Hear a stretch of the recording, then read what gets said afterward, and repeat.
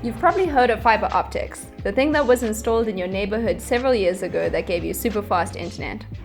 Fiber optics is just one implementation of optical communications, which is when light is used to carry a signal instead of an electric current. Light offers high bandwidth and no electromagnetic interference, but fiber cables are extremely expensive to install. This means that places that are just on the outskirts of big urban areas don't have the benefits of fiber optics. Often, these places rely on radio communication, like 3G, LTE, and soon 5G. But since the radio spectrum is much narrower than the light spectrum, it is slower, congested, and requires licensing fees to use. A wireless alternative is free space optics, which is similar to fiber, but without the fiber. When a beam is traveling through air instead of a fiber optic cable, atmospheric turbulence becomes a huge problem. This is caused by local temperature variations that induce fluctuations in the refractive index of air, which influences the trajectory and quality of the beam. This is the same phenomenon that causes mirages and the stars to twinkle at night. At gigabit speeds, momentary misalignments translate to multiple packets being lost. It has recently been proven that turbulence is not completely random, but is a process with memory. Therefore, models can be developed to accurately predict bit error patterns and distributions. This is really helpful for creating error correction codes, which are suited to packet erasures on this specific channel. Our goal was to build an optical channel monitoring system using cheap, off-the-shelf equipment that can be replicated easily and that works at gigabit speeds. Previous implementations used the GPIO pins of a microcontroller to drive the system, but this only achieves speeds in the order of kilobits per second. We propose a system that takes advantage of gigabit Ethernet to send and receive data. But let's consider why this might be difficult. Ethernet is a networking protocol on the data link and physical layers of the OSI networking model. The protocol has been optimized over the years through hardware and software to reject any unexpected or corrupted data. An Ethernet frame is structured around the data payload, the length of which is defined by the maximum transmission unit, or the MTU. Preceding this is the MAC header, which contains the source and destination addresses. At the end of the frame is a footer, which contains a cyclic redundancy checksum, or CRC. Finally, a string of alternating ones and zeros is added to the front of the frame for synchronization. This is the default frame structure expected by the network card. In a system where bit errors are important to track, we don't want any frames with errors to be dropped or ignored. Therefore, we have to hack the network card to make the Ethernet work in our favor. First of all, we enable promiscuous mode. This is a mode on the network card which allows all network traffic to be received, not just frames specifically addressed to it. To avoid generating a MAC header in the first place, we send and receive data through a raw socket. To disable CRC bits, we can configure the network card to disable frame checking on all sent and received data. Unfortunately, we couldn't find a way to disable the synchronization bits, as this exists on the physical layer and it is assumed to be built into the hardware. This means that if an error occurs in the first 8 bytes, the whole packet will not be read. The severity of this can be reduced by increasing the amount of controlled data per frame. By default, the payload in a frame is restricted by an MTU of 1,500 bytes. On the network card we used, the MTU can be increased up to 9,216 bytes. Now that we have maximized control over the Ethernet frame, we need to send and receive gigabytes of data without bottlenecking the RAM of our low-cost devices. We first assign each packet a unique ID. The ID becomes the seed to a pseudo-random number generator that generates the frame payload. This exact bit sequence can then be reproduced with only the ID. An encoded form of the ID is sent along with the payload as a header. The header consists of a 6-time repetition of the 4-byte ID, XORed with a 24-byte fixed key. This is to decrease the chance of the ID being lost to errors over the channel. On the receiver side, the first 24 bytes received are XORed with the same fixed key, revealing 6 4-byte numbers. The most frequently occurring 4 bytes are assumed to be the correct ID. The ID is used to regenerate the payload sequence, which is then compared to the received sequence. If the ID is not recoverable, we treat the frame as unreadable. In this case, the drop frame contributes to frame error monitoring but not bit error monitoring.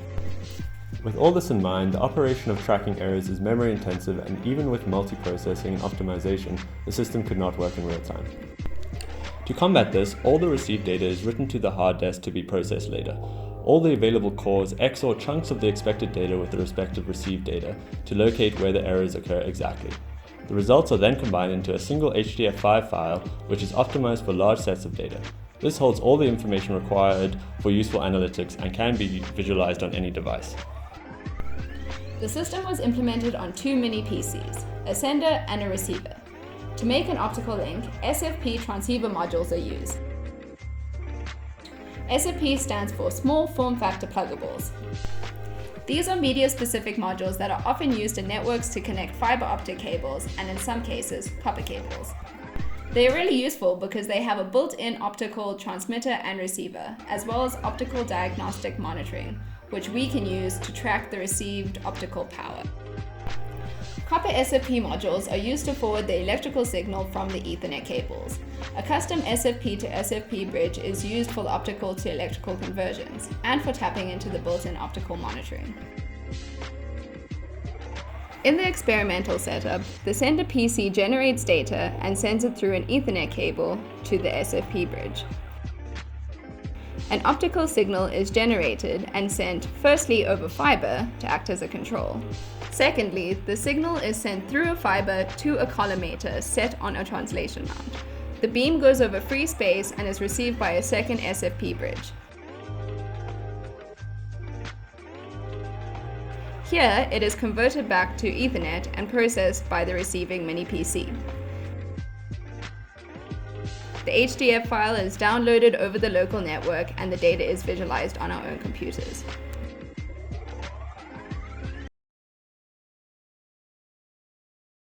To make the fiber channel comparable with the FSO channels, a variable attenuator is used to manipulate the receive power. Similarly, the receive power on the FSO channel is manipulated by slightly misaligning the beam using the translation mount.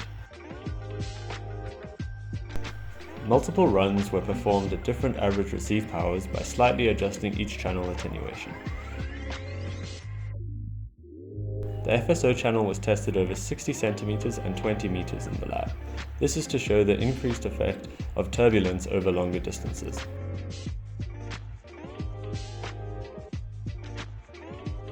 The bit and frame error rates of the 3 channels show that more errors occur in the FSO channels compared to the fiber channel, as expected. However, the bit error rate does not give any significant insight into the error distributions. The bit error-free run distribution plot provides more insight into the channel behavior. Consider a binary array where a 1 represents an error and a 0 represents an error-free unit. An error-free run is the length of the interval between errors or 1s. This plot gives the probability that an error-free run of length m will occur. Here, the fiber line shows initially higher probabilities with a steep drop-off for longer intervals. This corresponds to long error-free intervals between random single-bit errors.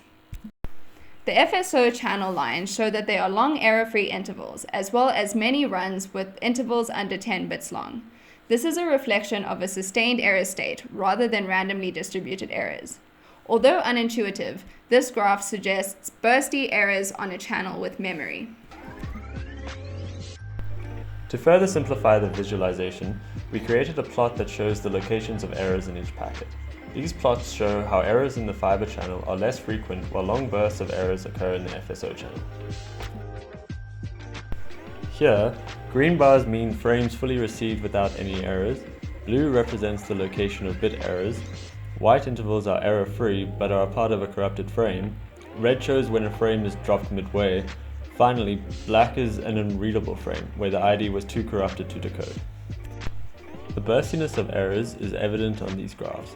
Packets are dropped sooner over a longer FSO link corresponding to a more turbulent channel.